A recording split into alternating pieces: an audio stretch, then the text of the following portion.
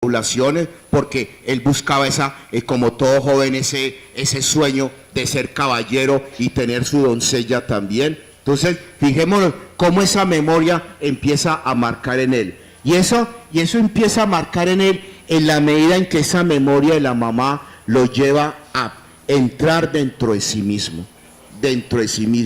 Mientras el papá quizás quería que él fuera un hombre de comercio, un hombre de sociedad, un hombre de clase noble, un hombre cortesano, la mamá lo lleva a interiorizar.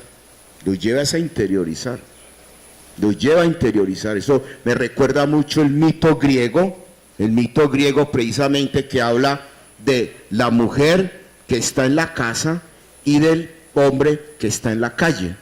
Eso se maneja muy bien en la mitología griega. Entonces, desde ese punto de vista, nos damos cuenta cómo la mamá precisamente invita a que Francisco sea más interior, más de sí mismo y no tanto de afuera, entendiendo el afuera como comercio, como sociedad, como cortesano, como rico. Entonces, fijémonos cómo esa memoria épica de su mamá hace mella en él justamente para tener un comportamiento distinto, ¿no? Por eso, desde ese punto de vista, su amor a los lugares apartados, su amor a las cuevas, su amor a las montañas, el único regalo que Francisco recibió en su vida fue un monte. El conde Orlando le dio el monte Alberna a Francisco de Asís. Diríamos que es lo único que él recibió, porque él se despojó, pero ese amor precisamente, esa interioridad, ese volver dentro de sí y no ser tanto de afuera, no ser Hermes dentro de la mitología griega. Hermes es el de la plaza, el del ágora, el del foro, no ser tanto Hermes, sino que es precisamente el de la interioridad, el del sí mismo, el de adentro. Entonces, por eso ese amor por esos lugares así, rocosos. Cuando ustedes vayan a Asís, se van a dar cuenta justamente el famoso sector que se llama Carceri, o las cárceles, que eso está lleno de huecos. Es una roca grandísima, está llena de huecos. Allí él acostumbraba a meterse.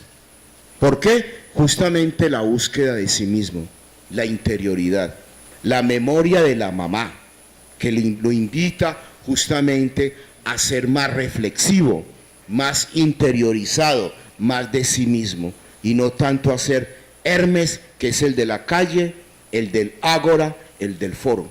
Entonces, por eso, desde ese punto de vista, vemos pues por qué ese interés justamente por ser un vagabundo, en cuanto que él buscaba todos esos lugares apartados donde él podía justamente interiorizar todo.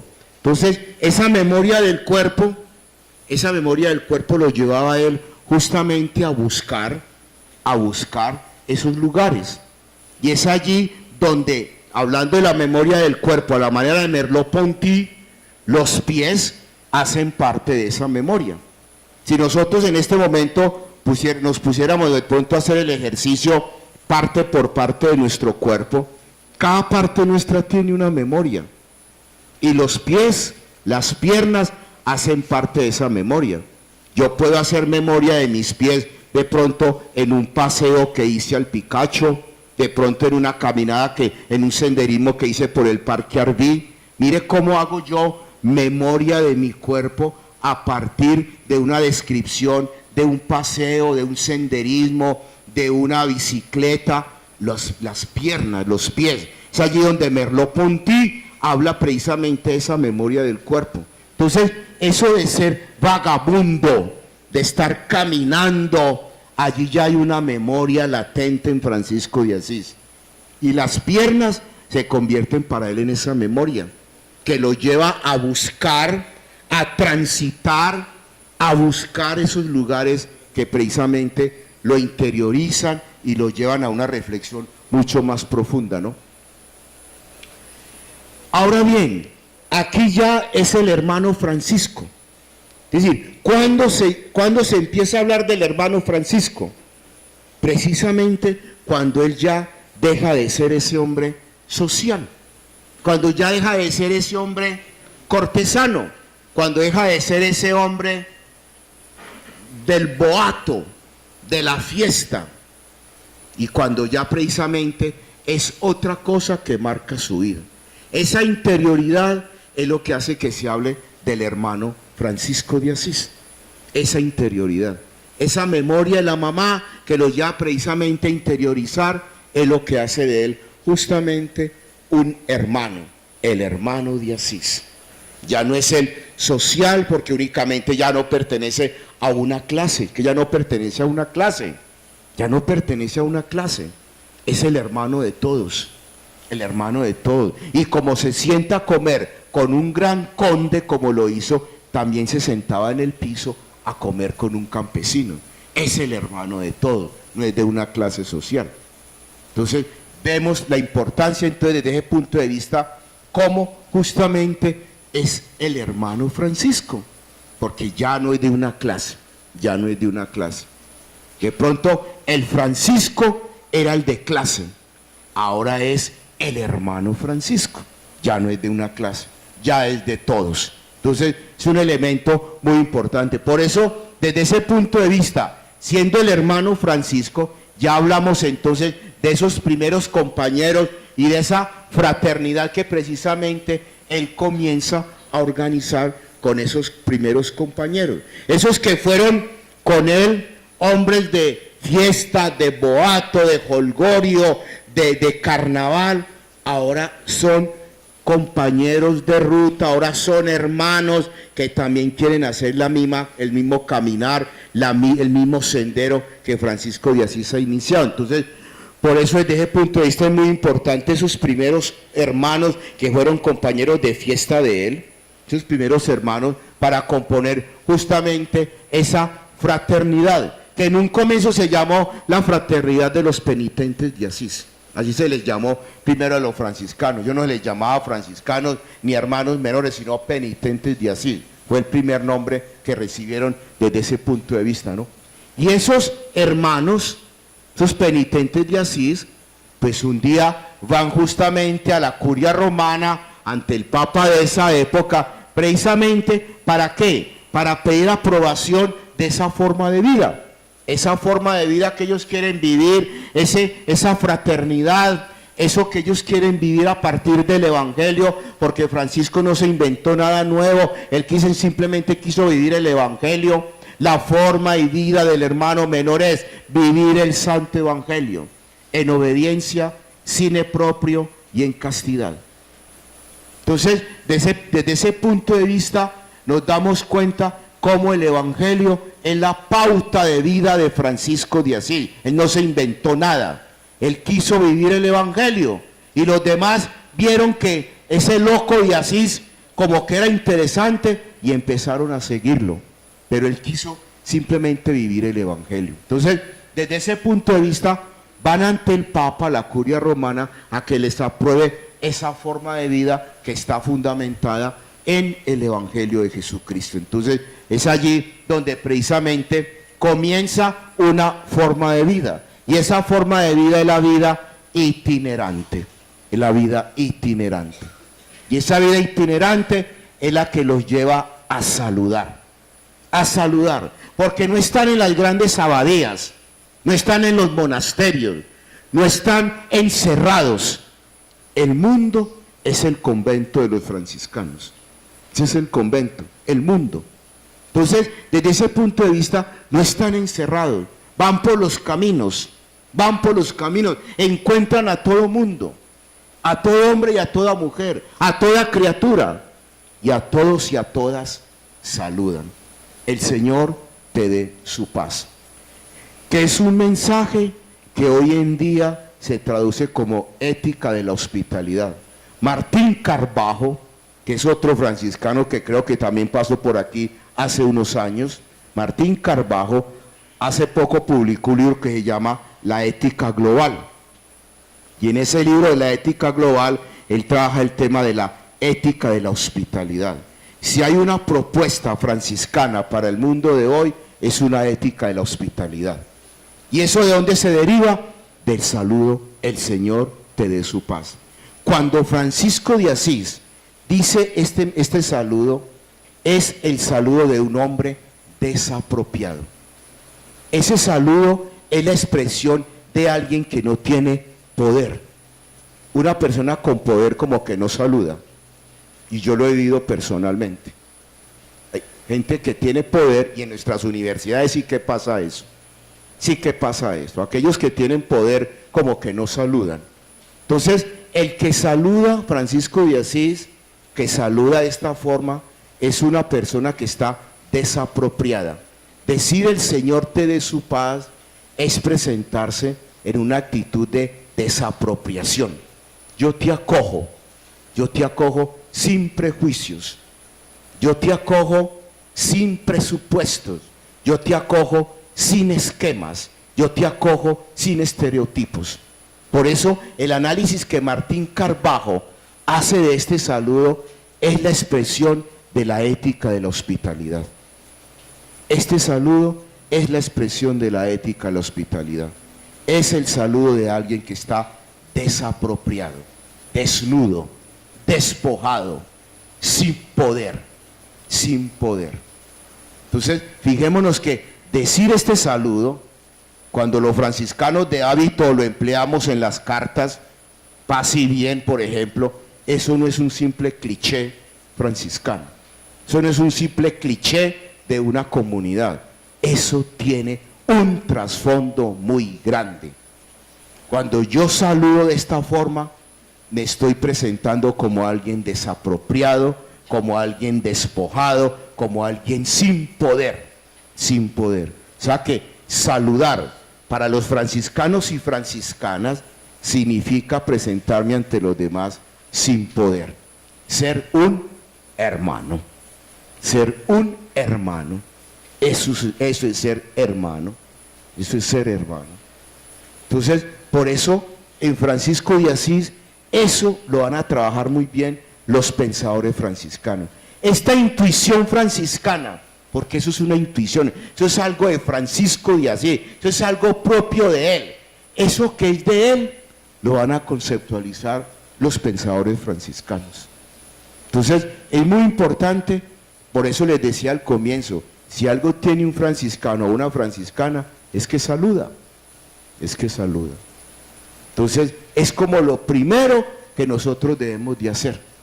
Y ese encuentro que tanto marcó la persona de Francisco de Asís y que es tan franciscano, no solo una categoría conceptual, encuentro, ese encuentro parte por el saludo, por el saludo. Entonces, esto es muy franciscano y es una actitud muy franciscana realmente. Entonces, fijémonos que ese saludo tiene todo un trasfondo, que en términos contemporáneos, Martín Carbajo los llama ética de la hospitalidad, de la hospitalidad. Entonces, por eso, como él es hermano, y con la autorización ya de la curia romana, que les dice, listo, vayan y vivan esa forma de vida, ellos se dedican a caminar. Por eso la espiritualidad franciscana es una espiritualidad itinerante, itinerante, itinerante. Y la itinerancia comienza por la mente. No aferrados ni a esquemas, ni a paradigmas, sino que precisamente eso supone una actitud justamente de una ruptura continua. El pensamiento franciscano es de una ruptura continua, es de una ruptura continua, una ruptura continua. Entonces, desde ese punto de vista nos damos cuenta por qué después de que tienen la aprobación de Roma, ellos se dedican a caminar.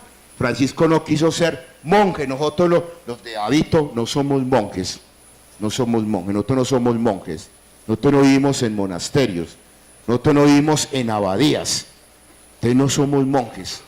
Él no quiso formar aquí ningún monasterio, él quiso formar una fraternidad, sobre todo, una fraternidad.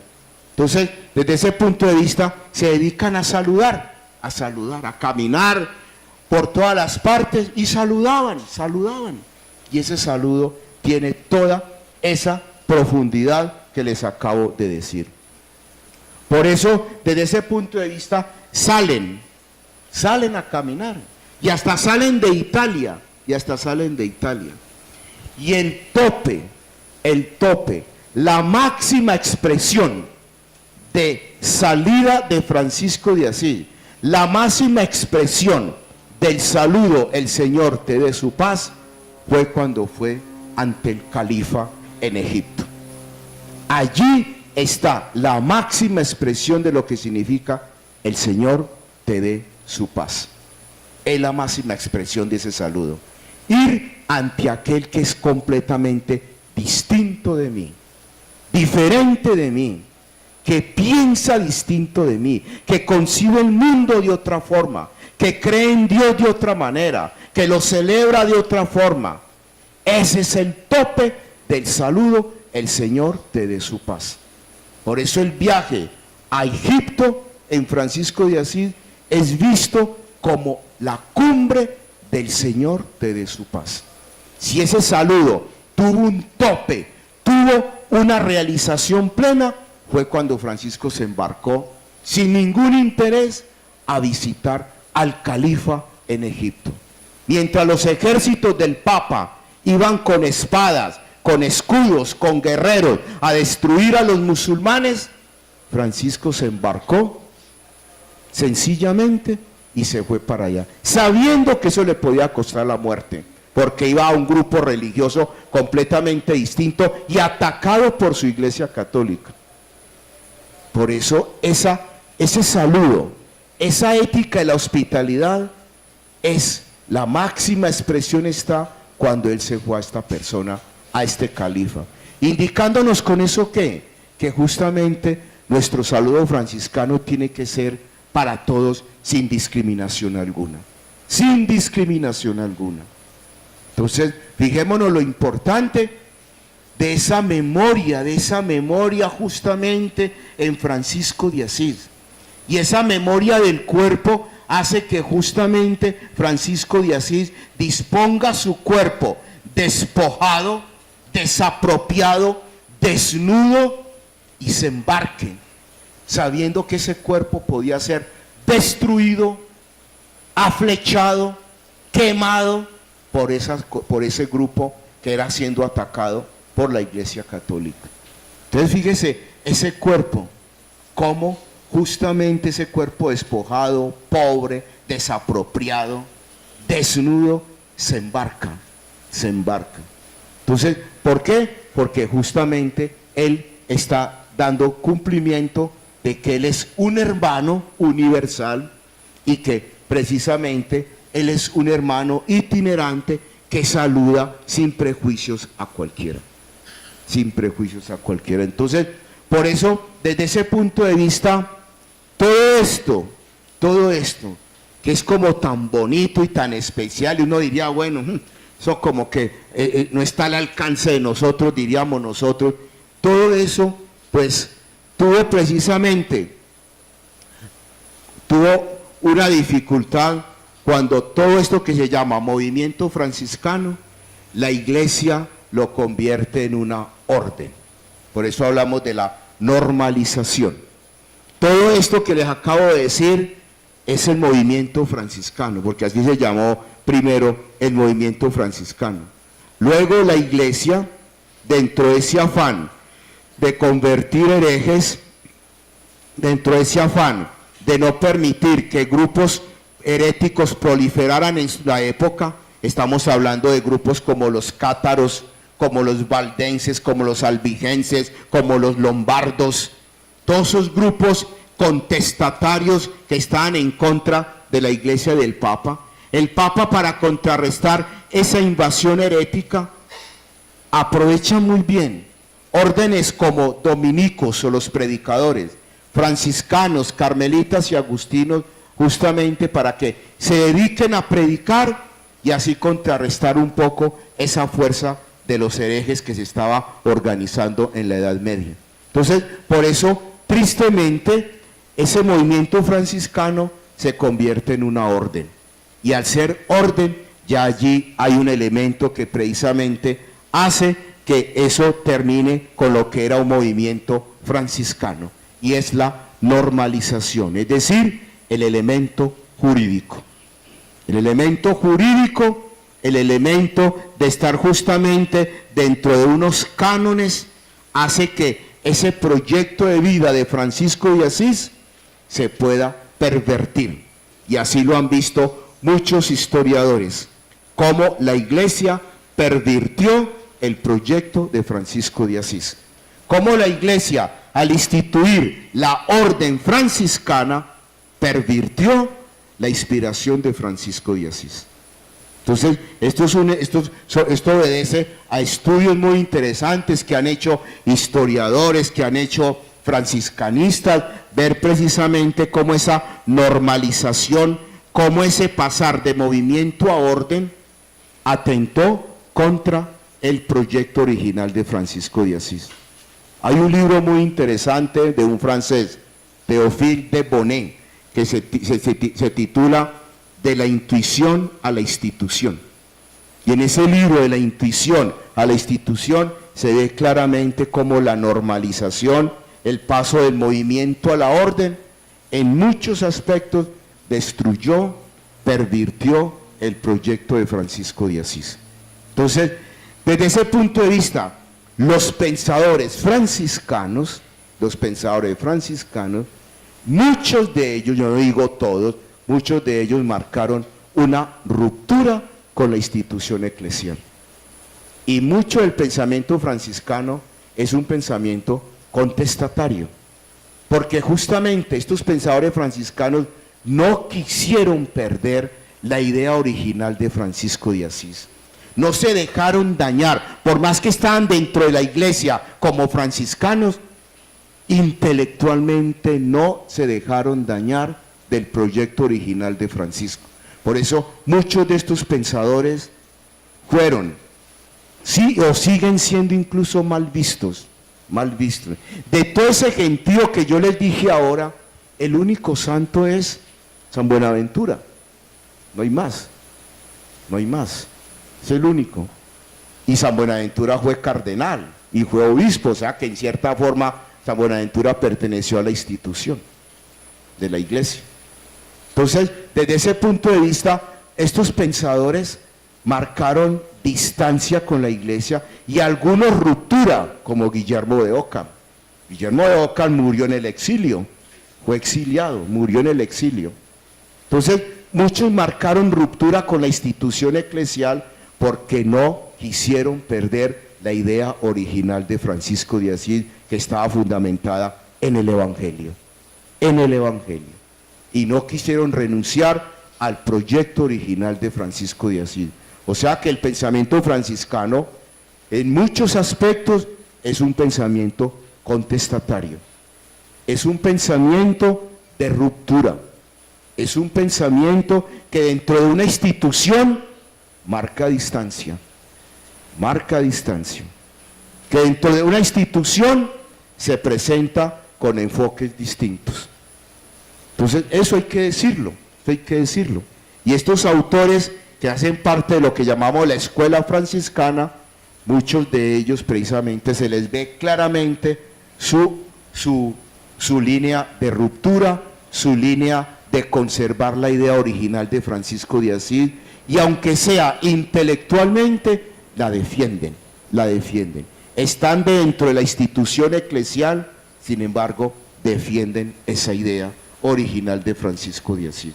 Entonces, fijémonos desde ese punto de vista cómo el pensamiento franciscano está muy marcado por estas situaciones que precisamente marcaron lo que se llama el paso del movimiento a la orden, el paso del movimiento a la normalización, el paso de la intuición de Francisco a la institución eclesial. Entonces, para que entendamos un poco, por eso lo hablamos como una dolorosa normalización. ¿Cómo? El cambio comienza precisamente con San Buenaventura. San Buenaventura es el que comienza, digámoslo así, a normalizar lo que esto se va a llamar después una orden. Incluso San Buenaventura designó a Tomás de Celano. Tomás de Celano,